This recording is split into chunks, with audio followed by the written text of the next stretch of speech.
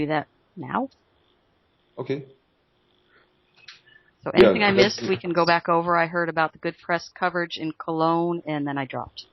Okay, so I will update you and the Polo community step by step in the next days and week. That's all from me for the moment. Oh, so Sherry, for the website updates? Yeah, I did go into Teamer, which we know loads into the segpolo.org domain, and I did just a couple of updates to the board of directors page, so that now reflects the new board. And I uploaded the pictures for both you, Olaf, and for Ralph, but I only was able to put Ralph's bio in there. Olaf, yours is a bit too long, so if you would like to put something in there, you can send that to me, and I'll make sure it gets uploaded. You might want to take a look at what the other ones are as far as lengthwise. And while I'm on that subject, as far as bios, Alexander, you never had forwarded me one to add to the website, so if you want to take the opportunity at this time so I can load them both in, and it'll be a complete page at that point. Sure, I'll do that. That'd be great. One of the other things I noticed when I was looking through there to get my notes ready, I like to go back and listen to the recording again, and apparently the recording was not working. It was getting about 6 to 8 minutes in, and then it looked like it was running, but there was no sound. So with my husband's help, we fixed that this morning, and all 3 of the most recent recordings are now in there and fully operational, so that's a good thing. And I will attempt to get this recording into the notes as well, and then once I do that successfully, I can go over with Bo or whoever is going to be taking over officially in that respect as to how to get it done. It's probably a good idea for more than one of us to know how to do the recording and to upload it. Yes, that's right. So, other than that, as far as the website, what would I think would be really good would be for people to reach out to the community for new news items or informational items that we can add to the website. There's a lot of really old stuff on there that not necessarily want to take off, but it'd be nice to have some fresher information. I'm not sure how the board feels about adding things that are not ISPA sanctioned, so to speak, such as the upcoming UK event. We could put something in there about that if the board approved, or I don't know if that would recall a need for a vote or not, but maybe we could talk about that. So that's basically what I had as far as the website goes. Okay. So thing like the UK tournament, we can talk later about. Okay. Sherry? Yes. Sorry, last time we spoke about the phone number on the top of the page. Yes, I believe that goes to a voicemail. My concern is that we should right now reduce the website to the minimum to minimize any confusion and to give the impression that it's not being updated regularly. I'm not suggesting anybody should be updating it regularly, because that has to be an effort from the entire community, not just from one board member or even the board. But I think for now, we shouldn't have an events list out there that only has dates from 2013. So then it's better not to have any events list at all. And then gradually update as the information becomes available and as the board decides what information should go on the website. So ideally we would want to reduce the amount of information on the website to give contact information, but to take off anything that is out of date and gives the impression that this website isn't being looked after. Right, that's a good suggestion. Definitely with the events page. I don't think it matters so much for like the news page. That's just kind of odd stories around. Yeah, we can definitely do that. Because the events are pretty spread out at this point as far as, again, quote, in ISPA sanctioned.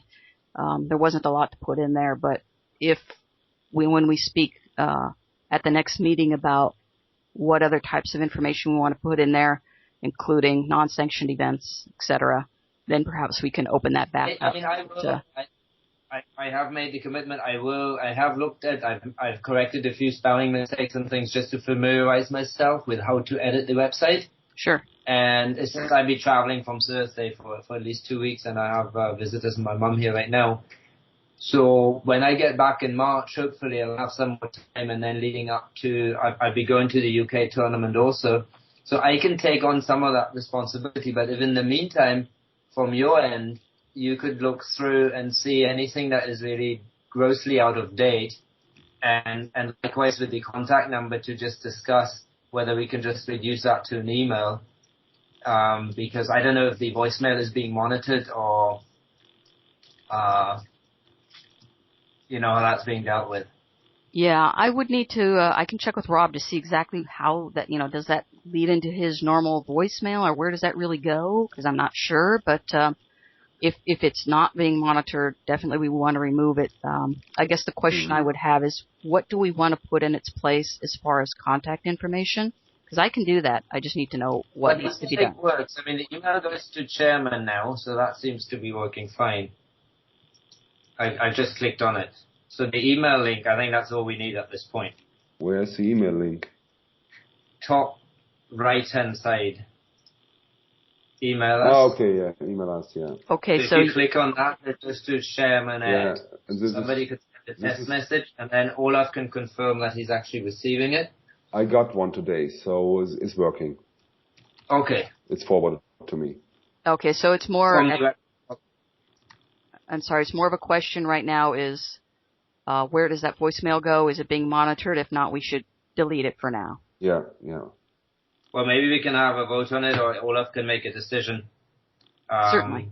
Whether to take that number off. But if you want to consult with Rob first, maybe there are some benefits of having it. But I don't want to burden Rob with any more than... already. I mean, we can if he's happy to let his office monitor that inbox or that voicemail box, then that's fine. But if we don't have to, I mean, I don't know if we actually need it at ISPA at this point. I will call it. So that's the easiest point. 442.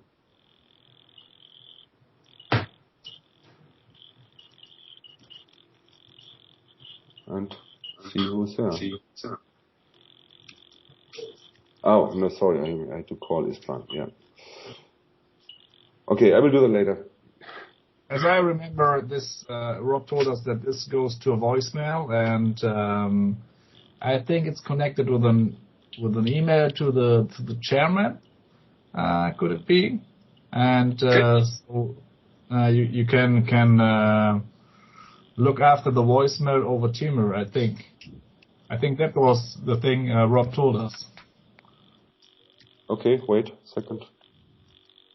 Hello. Thank you for calling the International Segway Polo Association. We're glad you called. Currently, we do not have a staff to take your phone call. Please visit our website at segpolo.org. Again, the site is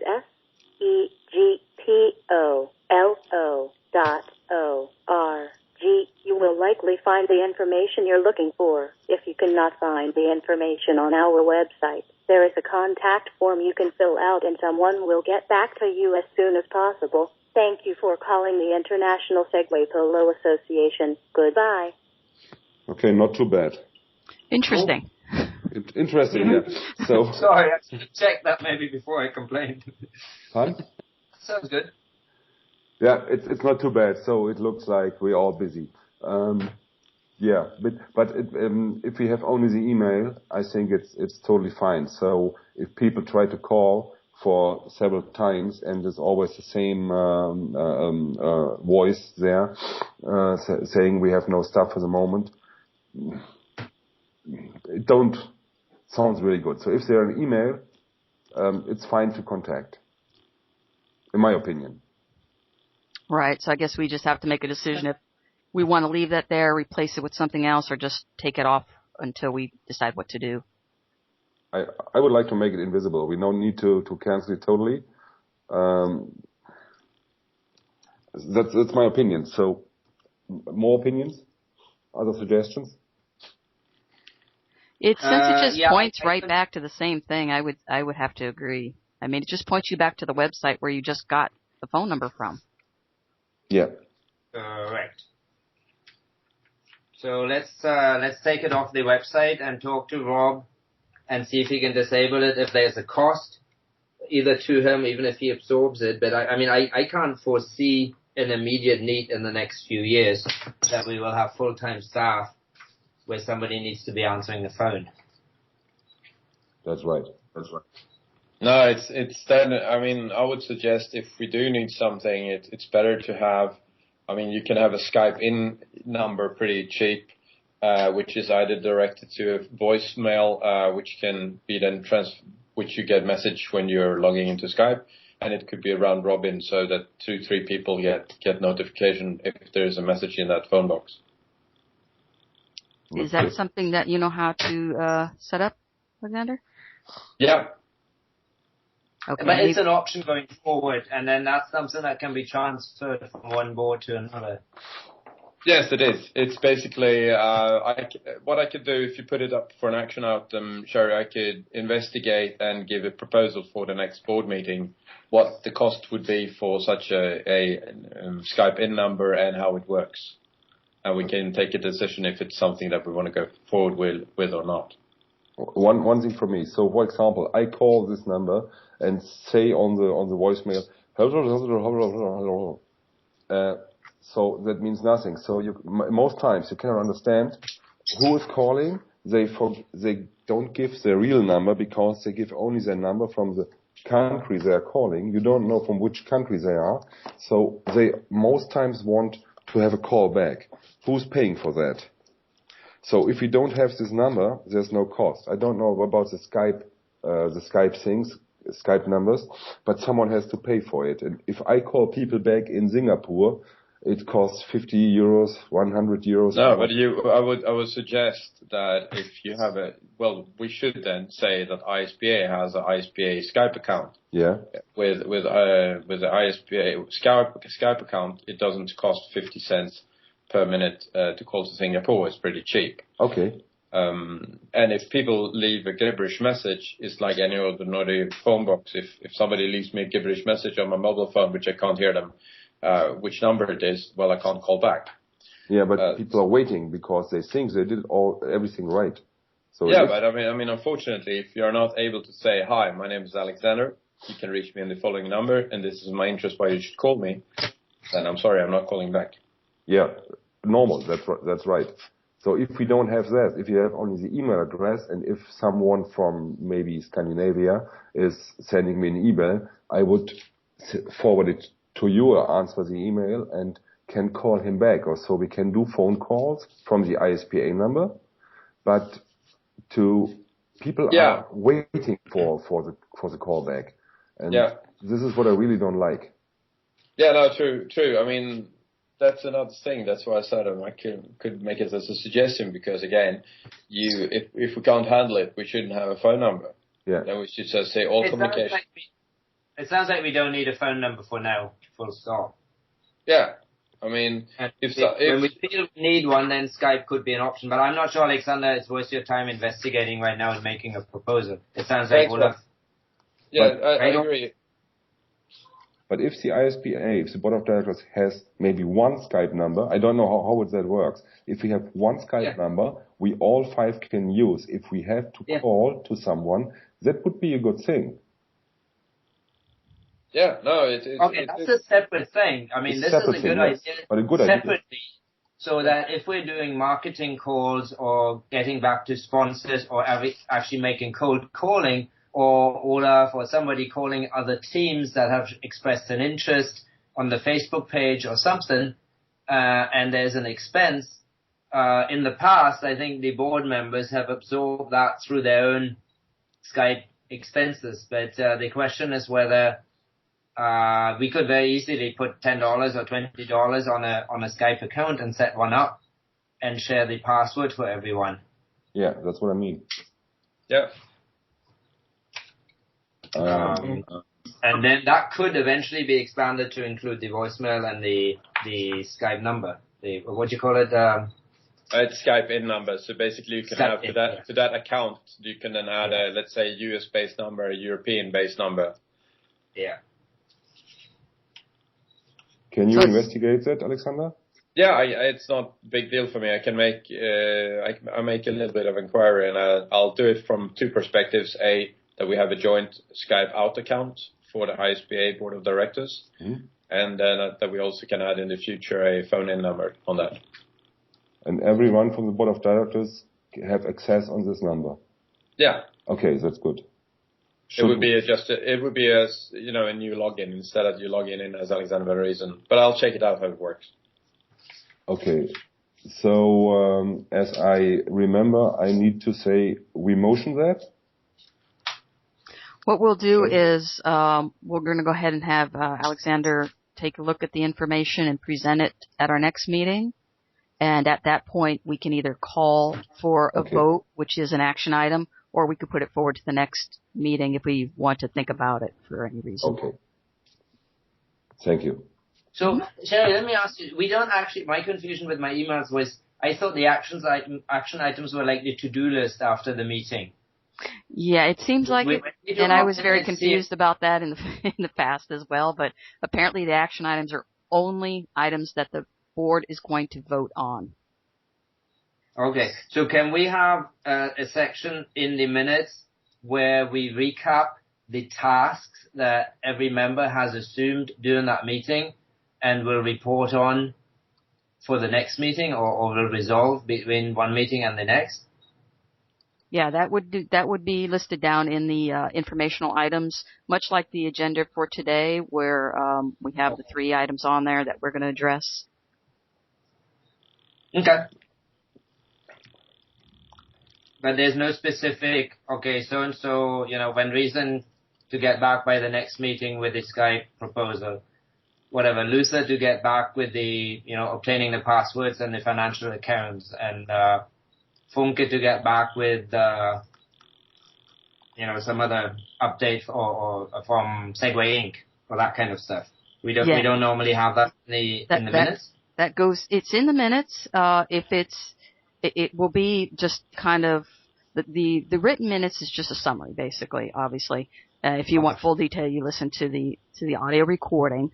But it will just be the points of what needs to be done in the next meeting and anything that needs to be detailed to some extent in written form.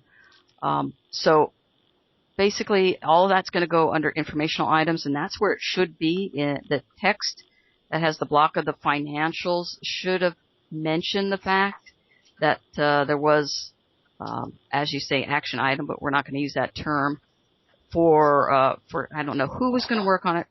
Actually, I don't know if it was you or Rob or Steve, but it doesn't really matter. That should have been detailed in there that was waiting, so I did add that line into the new revised minutes that I sent out. And then it goes on the informational for the following. In addition to that, we have the number 7, new business not on the agenda, which is anything that we didn't get to forward to the group prior to the meeting taking place, and we could just bring it up like right now, so to speak. And then that would go under the new business and onto the meeting minutes as such as well. Mm-hmm. That makes sense? Okay. Yeah. And also, I don't know if you want to continue using Trello that we used before. I know that Rob updated the activities he was doing. Trello is a to-do list, basically online, which we've tried to use, where you basically, basically could, it's action cards. You say, what needs to be done, who's doing it, and when it's done, you automatically move them over. So everybody can have an update on, without emails. Do you have an example? Or can you send an example? I never heard that. No, I'll send you guys a login to Trello. It's free to use. Mm-hmm. And we have a board. It's called a board there. But instead of taking meeting time right now, I send an invitation to you guys. I know Sherry's already on there. I remove Rob from there. I'll add you guys, and you can look how it works. It's really, really easy, intuitive, and really great. Okay, thank you. Cool. Okay, point 6C. Ralf. Yeah, no, my only point was I had hoped that by now, by putting in the minutes, my understanding after the last meeting was that between Steve and Rob, I would be sent details on how to access the bank account and get control over the PayPal account. Mm-hmm. So I don't know, do I need to send a specific email or something? But I had hoped I would be able to schedule the conference. I understand that I need to be calling Rob when they send the SMS, the text message to verify, to get my computer or IP address logged for the security system for the first login. But I don't even know what website. I don't know what bank it is. I have no details, and I don't know who has that information. But my understanding after the last meeting was that was going to be sent to me. And when I didn't see it in the minutes, I thought, well, it should be listed somewhere. Okay, so it sounds like we definitely need to do a follow-up with Rob for those details. I thought perhaps he was going to put those in the box. I don't know if anyone else looked at the box, but I didn't see anything of that nature in there. I saw there's a lot of stuff in there, a lot of templates, a lot of files, a lot of good history and background. But I did, and as well as the new tax form is in there with the new board members on there. But I'm quite sure he wouldn't put anything that Of that nature, no. Yeah. I mean, right. It seems like need to be a bit more secure than that. Yeah. So, I know that Steve did have access to the bank account. Perhaps he could help us out, and I can poke him here in a minute. But as far as what Rob was supposed to get you, I'm really not sure. I don't know if you've been in direct contact with him at all, Ralph. No, I have not, because I thought it was fairly clear after the last call that he was going to supply that information. Okay. I mean, I'm not sure what else would happen. I mean, there's a new treasurer, and I mean, unless he wants to deal with any financial matters continually, then that's fine. Well, I got an email from Rob in February. I thought it was only for me. So, hey buddy, I've been sick, so I have not done the password sheet for you. So I didn't get it from him. So maybe he also didn't the password sheet for you.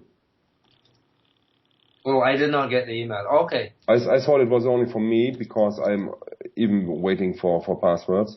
So it was on the 3rd of February. So yeah, we will go back to him. I will send him an email, and maybe you too, because we are different passwords and different things. Okay. Okay. So. Well, that's it. That's my item. Okay, thank you. Point 7, new business, not an agenda. Nothing so far? That's where you come into it, Olaf. No, it's not for me. I brought my point in the informational items. Okay, point 8, comments from the Board of Directors members. And this is where we usually just put our closing comments. So if we're getting ready to wrap up the meeting, if anybody has any comments that they want documented, this is where we do it. And we can go down the list of, if we're ready for that. Are we ready for that? Yeah. To wrap it up? Okay, so I would ask, Olaf, do you have any comments you want to leave as closing comments for this meeting? I will thank you for your patience for my first meeting. I think it will go better and better with the next ones. That's all. Okay, and Alexander? No comments at this time. I think it's a great first meeting for the year that I'm participating in. Okay, and Bo? No, I don't have comments. Okay, Ralph? Okay, no, fine, no comments. Okay, good. And Sherry, I would just like to say that yes, this is a good first meeting. We were a little fast, but we didn't have a lot on the agenda. I would like to ask the board to think about what they would like added to the agenda. You don't need to specify, which category it is, but if you could give me a little detail of what you'd like to talk about, and we can arrange it exactly how it needs to go on the agenda going forward so that we have a bit more substance in any given meeting. But obviously, being a first meeting all on our own, so to speak, as a new board, I think it's very good. And I would like to work with, Bo, in regard to setting up the ability to record the calls in the future. And Olaf, if you want to do that, or anybody else, I can send you the link to the website that I'm using today. And it seems it's very easy to use as far as the recording part, and I will advise at our next meeting, I guess, how easy it was to upload into Teamer, because I believe there are a couple steps to that part. So, okay. Otherwise, that would be it for me. So if we are ready, there's no further business, then Olaf, you can adjourn the meeting if you like. I would adjourn the meeting. It's 11:35 now, and I say thank you and close the meeting, and you can stop recording. Okay, thank you.